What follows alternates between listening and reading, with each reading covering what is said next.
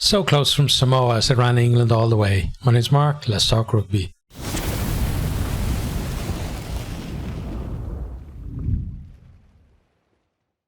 Samoa in this one actually looking good early on, putting a few phases together. But then England, they win a scrum penalty. They go up the line. Their maul basically jogs up to the 22 because Samoa decide not to engage. McFarlane comes in from the side and England then go to the corner from the penalty that he gives away. England's maul looks good again initially, but then they it breaks up a little bit. Samoa get in there, turn the ball over. Curry is pinged for offside and Samoa are able to clear from the penalty. Samoa then, they're flying up in defence as England are attacking them. Farrell picks a good line to kind of get a little bit beyond that defence. He gets it out to Tuilagi. He then times his pass really well, fixes the cover defence and puts Chesham over to score. Farrell misses the conversion, it's 5-0, but some great hands from England in that move. Chesham then concedes a penalty just after the restart for sealing off at the ruck. It's right in front, but Sapoanga, he misses what was a really easy kick. You would have expected him to get it, even though he's not the best kicker from the tee, still would have expected him to get it. England then, they find some space.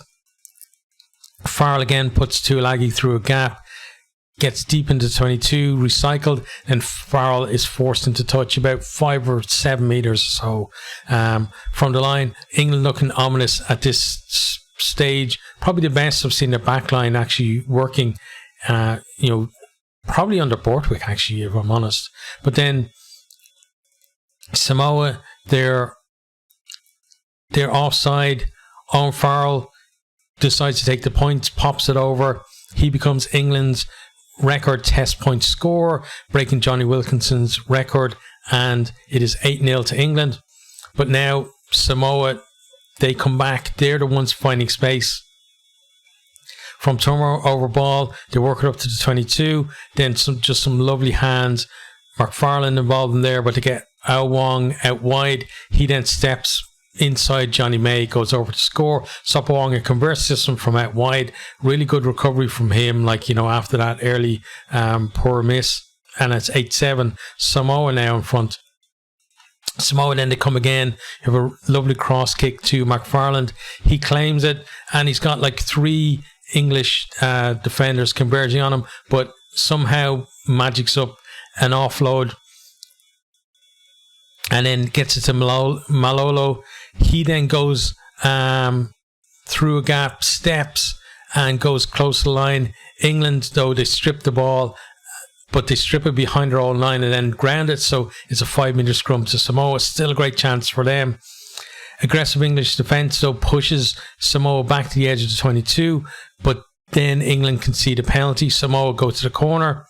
They go to the maul. England collapse it, and then they decide to move it. We have an amazing cross kick to Ao Wong. He does so well. Then he just kind of plucks it out of the air and grounds it all in one motion. And just before the line, Timo confirms. Basically, Timo said, one frame you can see that he's just grounded the ball, and the next frame you can see that his foot is in touch. It was that close. But great piece of skill from him and great piece of thinking from Samoa as well to take advantage of that situation. Sapoanga makes it 14-8 and Samoa just looking so good.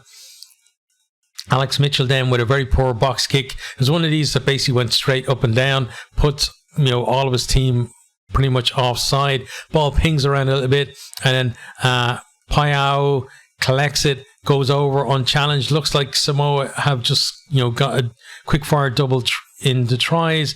Conversion is missed, and we're heading back for the restart. And then the TMO interrupts and says, "Hang on.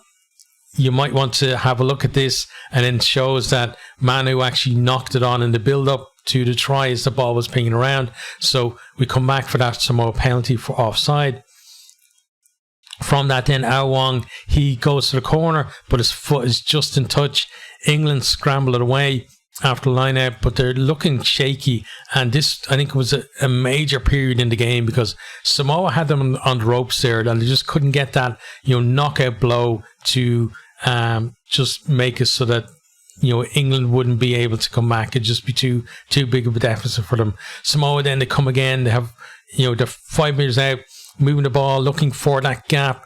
Itoje, though, he gets over the ball, wins a penalty, and England kick clear. And England are just hanging on. They hang on till half time. It's 14-8. Samoa ahead at the break. And, England really needed that halftime break, because if there had been an extra 5 minutes or so, you could see Samoa scoring not just another try, but another couple of tries. Such was the momentum that they had.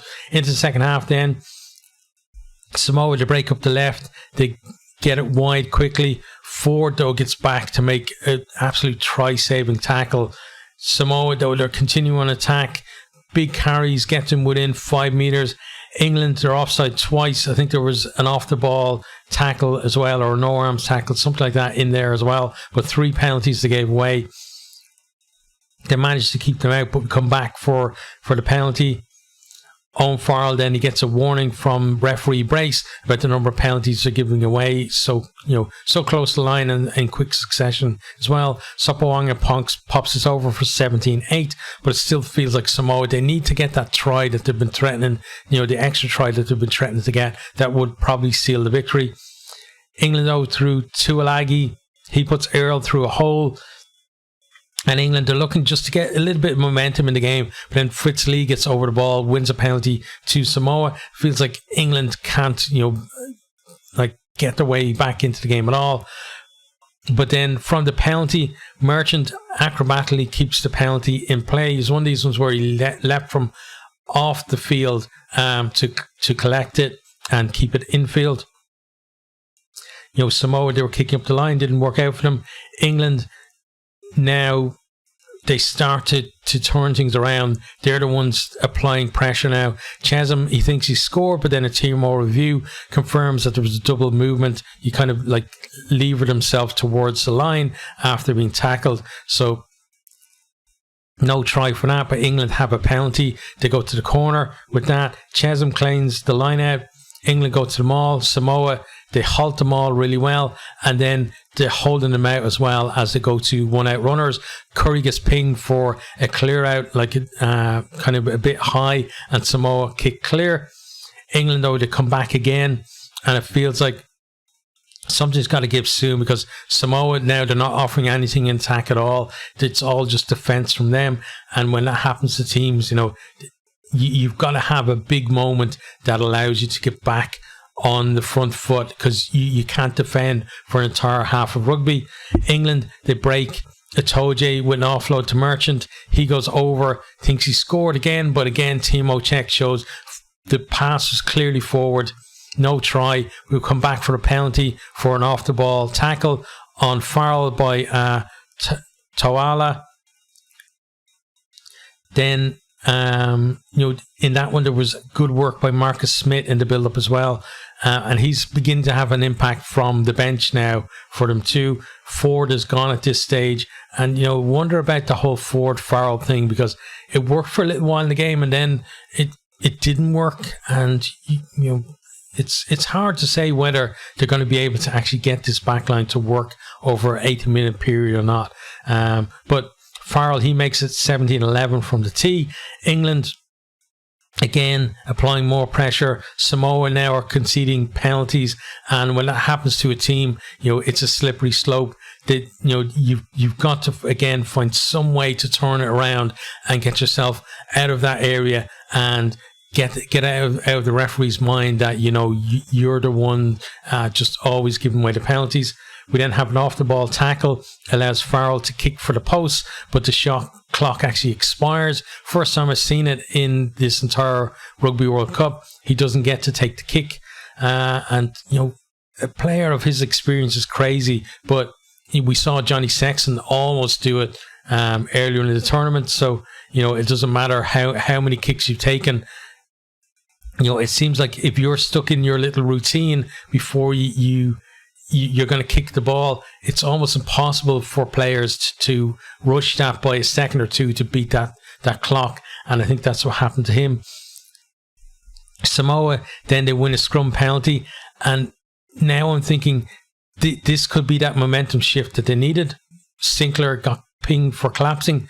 But no, Manu less than a minute later, takes a man out in the air. No need to do it at all. Gets himself a yellow card, and now it's a great chance for England against 14. England are camped on the Samoa line. They can't get over, but Samoa, they're offside. They have penalty advantage. Farrell then throws a wild pass. We come back for that penalty. England opt for the scrum, and they're looking to tie those forwards just to create space, because they think, with one less back out there, it's probably a good chance for them to get over. England leave the ball in the scrum, and their scrum kind of just completely lurches to the right and leaves the ball behind. Matavea, he gets in there, picks up the ball as it pops out, but then he knocks on almost immediately. Another scrum for England. They win a penalty at the scrum, up to scrum again. And they're thinking, this is it. This is the winning and losing of the game right here. And once the scrum is actually set properly, Kerr, he snipes off the back of the scrum. Samoans back, they kind of rushed up to try and cover the options that were outside of him, and he just goes through a massive gap. Farrell converts this one, and England lead 18-7. Samoa then come forward looking to respond. First, they have a knock-on, after some good work. Then England managed to turn them over, and now we're back into Samoa half. But they're giving everything, and they come again. They break through Matavea from pretty much their own line. Then Payau, he gets hauled down 5 meters from the English line. He's knocked on. England decide to hang on to the ball. There's only a minute or so left. They run the clock down and get the ball off the field. And boy, were they relieved to get it out of town with a win there. Full time, 18-17. So close for Samoa. So, let's talk about Samoa first. Amazing performance from them. They almost had that win, and it's even though they've lost, it's the kind of win now that will send them away from this Rugby World Cup with heads held high, and they really showed what they're about, because earlier on in this pool they didn't show up. They and they got to the point where like they pretty much missed out on qualification, and then they started to perform, and they're going to kick themselves about that, because if they had performed against Argentina, then they could have been in this one, could have been going for the win or even the bonus points that they needed to get into the quarterfinals. But some great performance from them. McFarlane was excellent today, but he was excellent the entire tournament as well. Then Matavea thought he was excellent.